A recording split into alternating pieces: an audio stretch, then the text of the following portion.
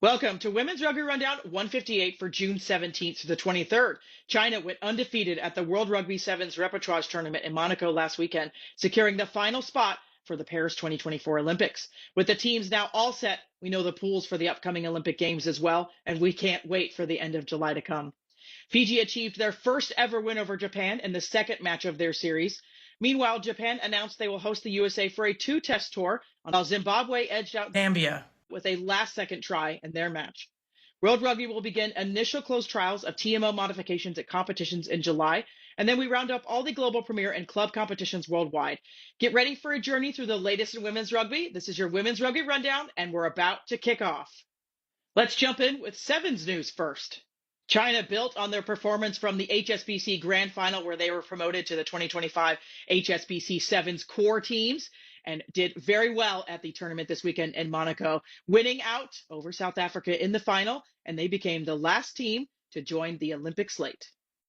We wanted to quickly go over how did the teams qualify for the Olympics. We've seen a lot of confusion on social media. 5 of those teams came from the HSBC 7 series, and then there were a ton of regional tournaments where teams had the opportunity to do that work. So you'll see, like, for instance, that second tournament there, only one team is listed because I'm just listing the team that qualified out of that event. But generally, each of these events had 5 or 6 teams, in some cases 8. And then, of course, this last weekend was the last chance where it was a bunch of teams, 12 teams going for that last spot, and China outlasting all of them to qualify.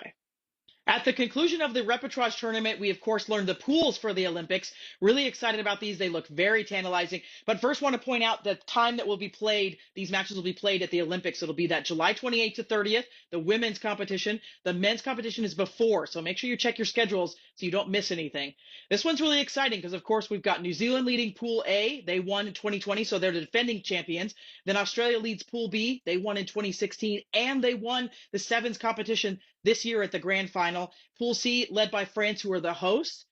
Anything can happen on the day, so this is going to be just really exciting to watch, and the build up to the games is awesome. We've had teams announced on social media and across the board, and we just can't wait for this to get started, and we'll see all the action taking place July 28th to 30th at the Stade de France.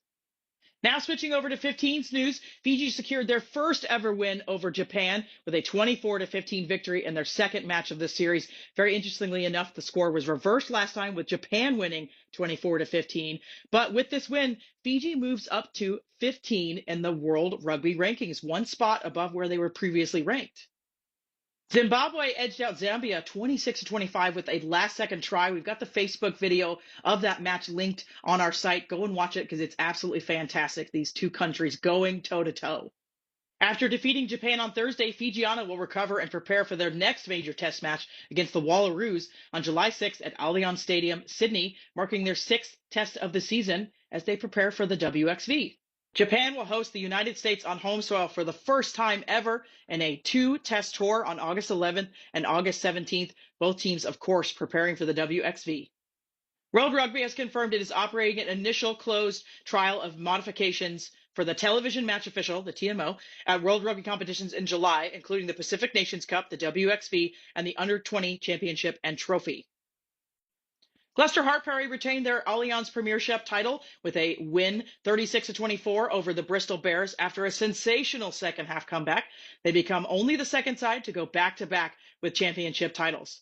Promptly after the match as well, it was announced that the PWR League season will be truncated due to support of the 2025 Rugby World Cup in England. It'll kick off on Saturday, October 5th, and conclude with a final on Sunday, March 16th. The Sharks secured a crucial win over Border Ladies in the 10th round of the South Africa Premier Division as the top 3 contenders maintained their dominance with convincing victories as well.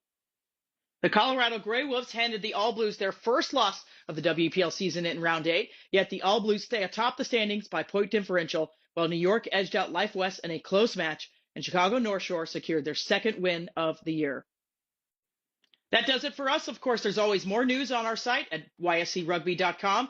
Never miss an episode of Women's Rugby Rundown by subscribing to us on Spotify, Patreon, YouTube, or on social media.